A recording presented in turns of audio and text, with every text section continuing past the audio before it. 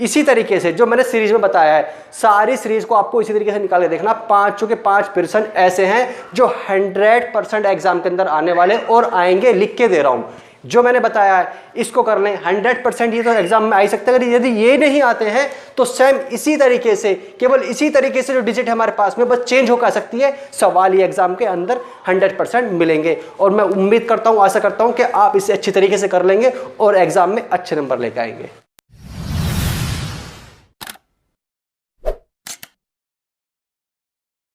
हमारे पास सीरीज के अंदर इनमें से 100% 2 या 3 आपको सेम टू सेम यही मिल जाएंगे, या इनमें से रिपीट होकर या संख्या बदलकर मिल जाएंगे। केवल ये 5% कर लो जो भी हैं। सबसे पहले हमारे पास यूक्लिड द्वारा कह रहा है कि यूक्लिड द्वारा एचसीएफ फाइंड कीजिए, उसको ज्ञात कीजिए। तो हमें क्या करना है, सबसे पहले यूक्लिड के सभी जानते हैं। यूक्लिड हमारे पास क्या है, लिखेंगे सोल्यूशन यानी हल। हमारे पास यूक्लिड दो थ्योरम्स होती है, क्या होती है, A equal to B Q plus R होती है, ये होती है हमारे पास में यूक्लिड थ्योरम्स। तो सबसे पहले हम इसको अप्लाई करेंगे। तो अप्लाई करने के लिए क्या करेंगे, सबसे पहले देखेंगे कि यहाँ दोनों में से सबसे बड़ी संख्या कौन सी है, 225। तो यहाँ जो ए की वैल्यू रखेंगे यहाँ पर 225 और यहाँ रखेंगे बी की वैल्यू कितनी, 135।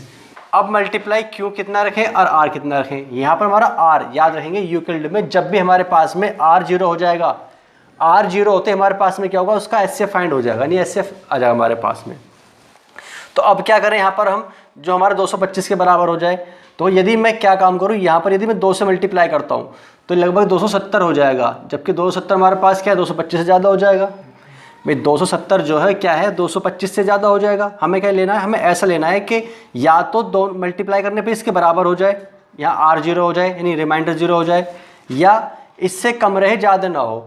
तो यदि मैं 2 से मल्टीप्लाई करता हूँ तो 270 हो जाएगा। तो इसलिए 2 से मल्टीप्लाई ना करके केवल 1 से मल्टीप्लाई करूँगा। कितने से करूँगा, 1 से। जब 1 से करूँगा तो 135 मल्टीप्लाई 1 तो 225 बराबर करना है। तो लेकिन अभी तो 135 ही हुआ। तो यदि 135 में मैं 90 जोड़ दूँ तो कितना हो जाएगा, 225 हो जाएगा, नहीं हो जाएगा। तो ये हिस्सा बराबर हमारा इसके हो गया। तो अभी हमारे पास में क्या हुआ, जो रिमाइंडर जो है हमारे पास, जो आर है वो 0 नहीं हुआ, 90 रहा। तो अतः हमारे पास क्या हुआ, ये रहा जो आर है वो नॉट इक्वल टू 0 है। तो इसलिए मैं करेंगे, हमारे पास क्या लगा था, यहाँ पर हम लगाए थे यूक्लिड, ले आएंगे पुनः, दोबारा लिखेंगे यहाँ पर हम पुनः क्या करेंगे, यूक्लिड, ठीक है, प्रमेय का यूज़ करेंगे। तो हमारे पास फिर क्या करेंगे, जो हमारे पास होकर आया, हमने फर्स्ट स्टेप हमारे पास में 0 नहीं हुआ, तो देखेंगे जो फर्स्ट स्टेप में है, जो इस साइड में है, यहाँ पर कुछ 2 संख्या बची, 135 और 90। तो यहाँ पर क्या काम करेंगे, इन दोनों में अप्लाई करेंगे। अब तो इन दोनों सबसे बड़ी कौन सी है, 135। तो यहाँ लिखेंगे 135 बराबर यहाँ पर 90। अब देखेंगे मल्टीप्लाई करते हैं कितने से, जो हमारे पास रिमाइंडर 0 हो जाए। अगर मैं करता हूँ 2 से तो 180, फिर ज़्यादा हो जाएगा, तो 1 से ही करना पड़ेगा। तो जब 1 से करूँगा मैं यहाँ पर तो कितना आया, 90 ही बैठा। लेकिन हमें चाहिए 135, तो करेंगे 45 से ऐड कर देंगे। तो 90 प्लस 45 कितना, 135, तब इसके बराबर बैठेगा। लेकिन हमारे पास क्या हुआ, अब भी ये रिमाइंडर 0 नहीं हुआ। तो फिर करेंगे, फिर दोबारा अगेन क्या करेंगे, फिर पुनः दोबारा यूक्लिड थ्योरम यूज़ करेंगे। तो हमारे पास कितना, 90 बराबर 45 गुणा प्लस, अब यहाँ पर देखेंगे अगर मैं 1 से करता हूँ तो क्या रहेगा, कम ही रहेगा। 2 से करने पे 0 हो जाएगा, ये कि 45 दूनी 90, तो 90 यानी यहाँ पर हमारा क्या हुआ, ये 0 आया। हमारे पास क्या आया, ये 0 आया। क्या रिमाइंडर हमारे पास 0 आया। तो हमारे पास कितना हुआ, 45 दूनी 90 हो गया, यानी हमारा पूरी बार डिवाइड हो गया, यानी तो पूरी बार यानी बराबर आ गया, यानी कि 90 बराबर 90 आ गया। और यहाँ पर हमारा आर जो हुआ, ये क्या हुआ, 0 हो गया। बस हमें आर 0 चाहिए था। जब भी हमारे पास आर 0 होगा तो जो हमारे पास संख्या बचेगी, यहाँ पर जो भी संख्या हमारी यहाँ पर क्या होगी, जो बी वाली संख्या होगी वो क्या कहलाएगा, हमारा उसका एचसीएफ कहलाएगा। तो हमारे पास का एचसीएफ कितना है, यहाँ पर 45 आ गया। कितना है हमारे पास, ये 45। अब इसी तरीके से हम दोबारा रिपीट करके देखते हैं दूसरा। तो यहाँ पर कितना हमारे पास है, फर्स्ट बार पर लगाता हूँ मैं, तो 867 बराबर कितना, 255। अब कितने से मल्टीप्लाई करूँ, कितना हमारे यहाँ पर आए, जो हमारा 867 बैठ जाए।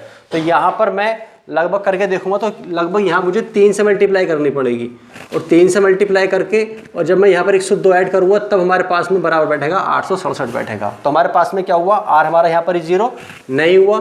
फिर क्या हुआ, फिर अगेन, फिर दोबारा मैं क्या लगाऊंगा, फिर दोबारा लगाऊंगा इसी रूल को सेकंड बार में। तो यहाँ पर कितना है, 255 बराबर 102। अब कितने से हम मल्टीप्लाई करूं, तो यहाँ पर प्लस मुझे लगभग 2 से करनी पड़ेगी और यहाँ मुझे 51 ऐड करना पड़ेगा, तब जाके 255 बैठेगा। करके देख लेंगे।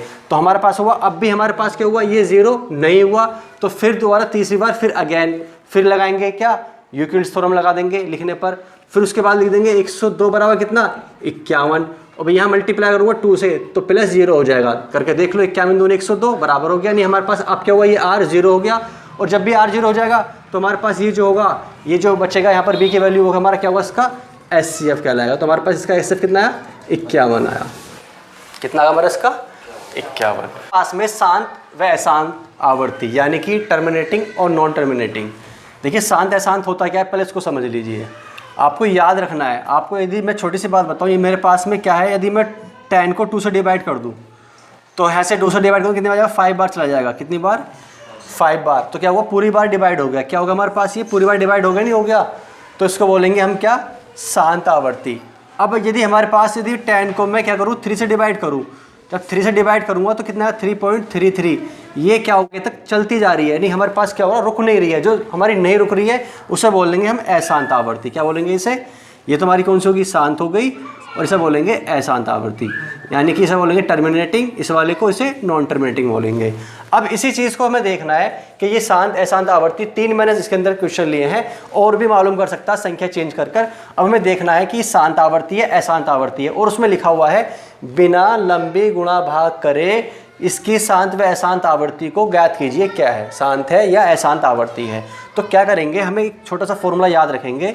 यदि मेरे पास में 1/2 की n और 5 की m, यानी ये दोनों हमारे पास हैं, इस फॉर्म में बनकर आता है, अर्थात 2 की और 5 की पावर में अगर हमारा बनकर आता है तो ये हमारा क्या कहलाएगा, शांत आवर्ती कहलाएगा। यदि इसके अलावा इसमें से कोई और जुड़ जाता है तो अशांत आवर्ती कहलाएगा। जैसे यदि मैं बात करूं इस पहले वाले की, जो A की क्या दे रखा हमारे पास में, 13/31/25। यदि मैं इसके फैक्टर करूंगा तो लगभग आएगा हमारे पास में 5 गुणा 5 गुणा 5 गुणा 5 गुणा 5, यानी 5 की 5। कह सकता हूँ कि 5 की पावर 5 हमारे पास आ गई। और यहाँ पर 2 तो है हमारे पास, अभी है नहीं, तो मैं इसको क्या ले सकता हूँ, 2 की पावर 0। और हम ये जानते हैं किसी भी की 0 पावर क्या होगी, किसी भी संख्या की या किसी की पावर 0 है तो कोई भी हो, संख्या हो, वेरिएबल हो, कुछ भी हो, उसकी वैल्यू कितनी होती है, हमेशा 1 होती है। तो हम अगर यहाँ पे 2 की पावर 0 कर दूँ तो उसकी वैल्यू कितनी कहलाएगी, हमारी 1 कहलाएगी। तो अर्थात हमारे पास क्या हुआ, 2 की n और 5 की m के फॉर्म में आ गया, तो इसलिए हमारे पास क्या कहलाएगा, तुरंत ही आ अतः हमारे पास कैसी आवर्ती है, ये शांत आवर्ती है। कैसी आवर्ती है, शांत आवर्ती है। अब इसी तरीके से यदि मैं इसकी बात करूं सेकंड वाले की, सॉल्व करता हूं तो देखो 6/15 मैंने इसको इस वजह से लिया है। तो यदि हमारे पास ऐसा आ जाए और ऊपर नीचे कोई संख्या हमारे अगर डिवाइड भी होती है तो पहले डिवाइड भी करके देखेंगे, यानी काट कर देखेंगे। जैसे मैं कर सकता हूँ 3 × 2 और 3 × 5। यदि मैं अगर इसको बात करता हूँ तो यदि मैं इसके फैक्टर करता 3 × 5 तो मेरे पास अगर मैं ऊपर 6 इसे ऐसे लिख दूँ कि 6 कितना 3 × 5, तो हमारे पास देखो 2 की और 5 की फॉर्म में नहीं बनना है, नहीं बनना ना, तो 2 की फॉर्म में और ना 5 की फॉर्म में बनना है। यानी कि हमारे पास केवल 5 तो है लेकिन 2 नहीं है, इसमें 2 जोड़ सकते हैं, 0 लगा सकते हैं, लेकिन 3 और आ गया। जब 5 और 2 के साथ साथ में 3 भी और जुड़ जाए या उन 2 और 5 की जगह यानी 2 और 5 की जगह कुछ और भी संख्या आ जाए तो वह शांत आवर्ती नहीं कहलाएगी, अशांत आवर्ती कहलाएगी। लेकिन अभी मेरे पास क्या कर सकता हूँ, मैं इसको कर सकता हूँ कितना कि 3 × 2 और 3 से 3 कर सकता है, तो कितना बचा 2/5। कितना बन गया 2/5, यानी कि 5 की पावर 1 बन गई। अब हमारे पास में ध्यान से देखो, सिंपल ये हमारे पास क्या हुआ, 2 की और 5 की फॉर्म में आ गया। मैं इसको ऐसे भी लिख सकता हूँ कि 2/2 की 0 और 5 की 1। तो देखो हमारे पास में आया नहीं आया, अतः हमारे पास में क्या आ गया, ये 1/2 की n और 5 की m के फॉर्म में आ गया। इसलिए हमारे पास क्या कहलाएगी, शांत आवर्ती। देखिए यदि मैं इसको डिवाइड नहीं करता तो ये अशांत बन रही थी, लेकिन मैंने क्या देखा, ऊपर अभी डिवाइड हो सकता है नीचे वाली संख्या, तो डिवाइड करके देख ली, तो यहाँ डिवाइड नहीं हो रही थी तो यहाँ डायरेक्टली फॉर्म बन गई, बता दिया। यहाँ डिवाइड भी हो रही है तो हमने इसको डिवाइड करके भी देखा। जब डिवाइड करके देखा तो हमारे पास में जब डिवाइड नहीं करा था तो हमारे पास में 3 × 5 यानी कि 2 की 5 की फॉर्म में नहीं आ रहा था, लेकिन अब 2 और 5 की फॉर्म में आ गया, इसलिए हमारे पास क्या है, शांत आवर्ती कहलाएगी। अब इसी तरीके से अगर मैं सी की बात करता हूँ तो सी को देखो, सी के अंदर लिखा है 129/2 की 5 5 की 7 और 7 की 5। तो देखो यहाँ पर हमारे पास में क्या हुआ, 129 है वो नीचे डिवाइड नहीं होगा, कटेगा नहीं। तो लेकिन यहाँ पर क्या है हमारे पास में, जब ये नहीं कट रहा है तो हमारे देखो 2 की फॉर्म में हैगा, 5 की है ये भी हैगा, लेकिन साथ में 7 और आ गया। कैसा आ गया, 7 आ गया। तो जब 7 आ गया तो ये हमारे पास में क्या हुआ, 2 की n और 5 की m के फॉर्म में ये क्या हुआ, नहीं बना। जब ये नहीं बना तो हमारे पास कहलाएगा ये जब नहीं बनता है तो हमारा क्या कहलाएगा, ये अशांत आवर्ती कहलाएगा। क्या कहलाएगा हमारे पास में, अशांत आवर्ती कहलाएगा, क्योंकि हमारे पास में क्या हुआ, ये फॉर्म नहीं बन रही है इसके अंदर, तो इसलिए हमारे पास कहलाएगी अशांत आवर्ती। ये हमारे पास में वो विकल्प में और 1 नंबर में आ सकता है या 2 नंबर में, हम देखते ही तुरंत बता सकते हैं कि ये शांत आवर्ती है या अशांत आवर्ती है। केवल यही एक प्रश्न ऐसा है जिसमें आपको कुछ नहीं करना, जैसे बतला रहा हूँ बस उसको एक तरीके से रट लो, और ये एग्जाम में 100% आता है, 100% देता हूँ मैं इसकी गारंटी। चाहे 1 नंबर में दे दे, 2 नंबर में दे दे या 3 नंबर में दे दे, 100%। वो विकल्प में भी आ सकता है। ये कह रहा है सिद्ध कीजिए कि √3 एक अपरिमेय संख्या है। अब यहाँ √3 आ जाए, √5 आ जाए, √5 आ जाए, √7 आ जाए, √11 कुछ भी आ जाए, बस आपको केवल यहाँ से अंदर की संख्या डिजिट चेंज करनी है, बाकी सेम टू कॉपी ऐसे उतार देना है। ठीक है, करना क्या है भाई, ये कह रहा है सिद्ध कीजिए √3 एक अपरिमेय संख्या है। तो क्या करेंगे, हमने लिखा यहाँ पर लिख लेंगे हल लिखकर, माना, क्या माना हमने, लेट कि √3 है क्या एक परिमेय संख्या है, यानी कि हमारे पास के रेशनल नंबर है, हमने मान लिया एक परिमेय संख्या है। जब परिमेय संख्या है तो हम लिख सकते हैं क्या कि √3 बराबर कितना, p/q। भाई हम सभी जानते हैं जब परिमेय संख्या होती है तो परिमेय संख्या मतलब होता है हमारे पास p/q, ये हमारे पास रूल है। तो यहाँ पर लिख सकते हैं q = नॉट 0, क्योंकि हमारा जो q होगा हमेशा 0 के बराबर नहीं होगा। अब क्या करेंगे, हम ये जानते हैं भाई जब हमारे पास में क्या है, माना √3 परिमेय संख्या मान लिया, तो हमने √3 को p/q के बराबर लिख दिया, और उसके बाद करेंगे दोनों ओर यानी बोथ साइड, दोनों ओर क्या कर देंगे, वर्ग करने पर, यानी बोथ साइड स्क्वायर करने पर, वर्ग करने पर, जब वर्ग करेंगे तो हमारे पास क्या बन जाएगा कि √3 का स्क्वायर बराबर p/q इस पूरे का होल स्क्वायर। तो हमारे पास आएगा 3 बराबर, यानी स्क्वायर से रूट खत्म हो जाएगा, p² हमारे पास बन जाएगा यहाँ पर ये p²/q²। और मैं इसको लिख सकता हूँ भाई, इसका एक q में धर ले आता हूँ तो 3q बराबर बन जाए हमारे पास में कि p²/q। तो हमारे पास अगर 3q बराबर p²/q। तो अतः हम यह जानते हैं कि जो 3q है वो क्या है, बराबर क्या है, एक परिमेय संख्या है। क्या हमारे पास में एक परिमेय संख्या है, पर अतः, लेकिन अतः हमारे पास में क्या है, जब ये एक परिमेय संख्या तो है, लेकिन हमारे पास में इसमें p²/q में कोई भी एक क्या उभयनिष्ठ क्या है, गुणनखंड नहीं है। यानी कि हमारे पास में क्या, इसमें से कोई भी क्या एक उभयनिष्ठ कॉमन फैक्टर नहीं है, उभयनिष्ठ गुणनखंड नहीं है। जब उभयनिष्ठ गुणनखंड नहीं है तो हम कह सकते हैं ये जो 3q है बराबर नहीं है p²/q के। भाई यहाँ तो ये कह रहा है जब हमने इसको परिमेय संख्या मान लिया, तो परिमेय संख्या माना तो हमारा मतलब होगा कि जो 3q है वो p²/q के बराबर है। पर जबकि हम ये जान चुके हैं कि ये हमारे पास जो 3q है एक परिमेय तो संख्या है, नहीं p/q के बराबर तो है, लेकिन p²/q में जब कोई कॉमन फैक्टर ही नहीं है, यानी उभयनिष्ठ गुणनखंड ही नहीं है, तो इसलिए हमारे पास में ये p/q के बराबर नहीं होगा। अर्थात 3q जो है वो बराबर p²/q के बराबर नहीं होगा। जब ये इसके बराबर नहीं होगा तो अतः हम कह सकते हैं जो हमारी कल्पना है, जो हमने इमेजिंग करा है, जो कल्पना है वो हमारे पास क्या गलत है, रोंग है, जो हमने इमेजिंग करा है वो रोंग है। इसलिए हमारे पास क्या होगा, अतः जो √3 है एक अपरिमेय संख्या है। क्या हमारे पास में एक अपरिमेय संख्या कहलाएगी। जो अपरिमेय संख्या ये हमें सिद्ध करवा रहा है और हमें ये सिद्ध कर दिया है। अब इसकी जगह हमारे पास क्या आ जाए, कुछ भी डिजिट आ जाए, एवरीथिंग, बस सिर्फ एक को कर लो। इसी तरीके से ज़्यादा बड़ा करने का नहीं है आपको। यूट्यूब पे बहुत सारी बड़ी बड़ी डिजिट यानी बहुत बड़ी संख्या में करके दिखा रखा होगा, लेकिन आपको कुछ छोटा इतना सा भी कर आएंगे ना तो आपको पूरे नंबर मिलेंगे। चाहे यहाँ पर √3 की √5 आ जाओ, √7 आ जाओ, 11 कुछ भी आ जाए, बस यहाँ पर 3 की जगह वो संख्या रख देनी है और बाकी 2 को भी सेम टू सेम ऐसे ही उतारना है। और ये आपका एग्जाम में आने वाला 100% एग्जाम में कुछ ना कुछ करके इसमें से मालूम करा जाता है। ठीक है, इस तरीके से हमने इसका √3 वाला करा है। सेम इसी तरीके से हमारे पास में ऐसा भी प्रश्न आ सकता है जो चौथा मैंने लिया है कि 3 + 2 √5 के एक अपरिमेय संख्या है, सिद्ध कीजिए। तो सेम टू सेम हमें बिल्कुल सेम ऐसे ही करना है। माना हमने कि 3 + 2 √5 एक क्या हमारे पास में परिमेय संख्या है, क्या हमारे पास परिमेय संख्या है। करना कुछ नहीं है, सेम उसी तरीके से करना, बस थोड़ा सा चेंजिंग है, उसको ध्यान रखेंगे। हम क्या मानेंगे, बिल्कुल सेम उसी तरीके से 3 + 2 √5 बराबर मान लेंगे P/Q। और एक काम करना है इसमें, हमें जो भी हमारे पास संख्या डिजिट है सभी को एक तरफ ले जाएंगे, और एक तरफ लेना केवल जो √5 वाली या जो रूट के अंदर जो भी संख्या होगी उसे सिर्फ केवल एक तरफ रहने देंगे। जैसे कि हमारे पास में मैं इधर ले जाऊं कि 2 √5 बराबर बन जाएगा P/Q - 3। इसी तरीके से यदि बात करता हूं तो ये बचा हमारे पास 2। अब 2 मल्टीप्लाई में तो सभी पे नीचे जाकर इधर इक्वल जाने पर डिवाइड में आ जाएगा, यानी कि √5 बराबर बन जाएगा हमारे पास में P/2Q - 3/2। और अतः अब हमारे पास का इसका मतलब ये हुआ कि जो हमारे पास ये डिजिट है √5 बराबर है इसके, जबकि हमारे पास क्या ये एक परिमेय संख्या है। और अतः हम क्या है, अभी हम जानते हैं और सिद्ध भी कर चुके हैं, जो रूट के अंदर संख्या है वो हमारे पास क्या है, एक अपरिमेय संख्या है। जब ये एक अपरिमेय संख्या है और जबकि ये क्या है, परिमेय संख्या है, तो ये इसके बराबर नहीं हो सकती।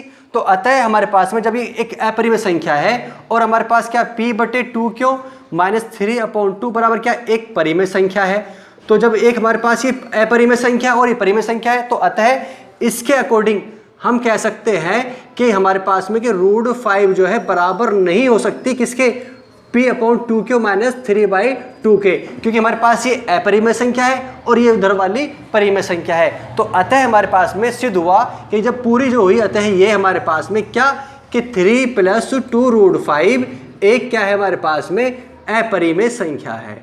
क्या हमारे पास में अपरिमेय संख्या है। तो इसी प्रकार से हमें इसमें केवल कुछ नहीं करना है, बस इतना करना है कि जो √5 वाली जो संख्या जो रूट के अंदर होंगी वो सभी संख्या को केवल रूट वाली की तरफ रहने देंगे, बाकी को सबको दूसरी तरफ ले जाएंगे।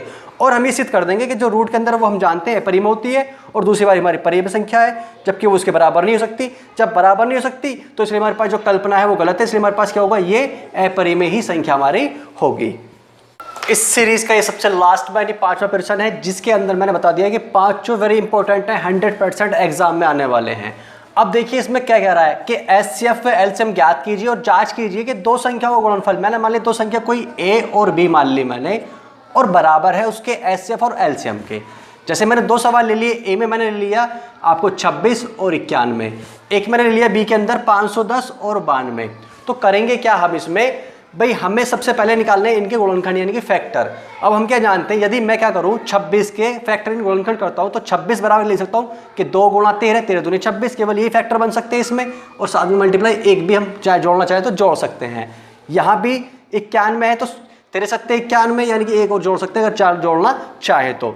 अब हमारा HCF क्या होता है, सभी जानते हैं, HCF नहीं जानते तो समझ लीजिए। जो इन दोनों में जो हाईएस्ट कॉमन फैक्टर यानी महत्तम समावर्ती होगा, जो दोनों में कॉमन आएगा, तो दोनों में हमारे पास जो कॉमन है वो कितना है, 13 कॉमन है। तो इसका जो हमारा HCF कहलाएगा वो 13 कहलाएगा। अब इसी तरीके से हमारे पास LCM, अब LCM क्या होता है, हमारा होता है जो LCM जो सभी में आएगा, यानी कि जो कॉमन है, जो संख्या दोनों में है उसे केवल एक बार लिखेंगे, बाकी जो बची हुई संख्या है उन सभी को लिख देंगे। तो जैसे हमारे पास 13 दोनों में से, तो मैंने एक बार लिख दिया, बाकी क्या बचा 7 बचा, यहाँ 7 लिख दिया, यहाँ 2 बचा 2 लिख दिया। तो हमारे पास 13, 7 और 2 की जब मल्टीप्लाई करेंगे तो 182 आ जाएगा। तो ये हमारे पास इसका HCF होगा और ये हमारा इसका यहाँ पर LCM हो गया।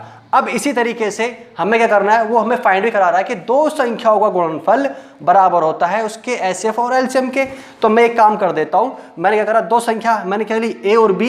अब A B कौन सी है हमारे पास, 26 और 91, इन दोनों की जब मैंने मल्टीप्लाई करी तो 2366 मेरे पास में आया। इन दोनों की मल्टीप्लाई करने में कितना आया, 2366 आया। अब इसी तरीके से अब LCM की और जो LCF दोनों की, हमारे पास जो HCF आया वो कितना है 13 और जो LCM कितना है 182, और जब मैं इन दोनों की मल्टीप्लाई करता हूं तो वो भी 2366 के ही बराबर आया है। अर्थात हम कह सकते हैं कि दो संख्याओं का जो गुणनफल है वो किसके, हमने दे रखा HCF और LCM के गुणनफल के बराबर है। तो हमारे पास में देखो ये सिद्ध होकर आ गया और ये एग्जाम के लिए भी इंपॉर्टेंट है। इसी तरीके से हमने इसका सेकंड ले लिया। अब हम भाई 510 से फैक्टर करेंगे तो 2 × 3 × 5 × 17, और इसी तरीके से यदि 92 करेंगे तो 2 × 2 × 23। अब यदि इन दोनों में से कॉमन देखूं तो हमारे पास केवल 2 आया, तो यहाँ पर इसका HCF कितना होगा, 2 हो गया।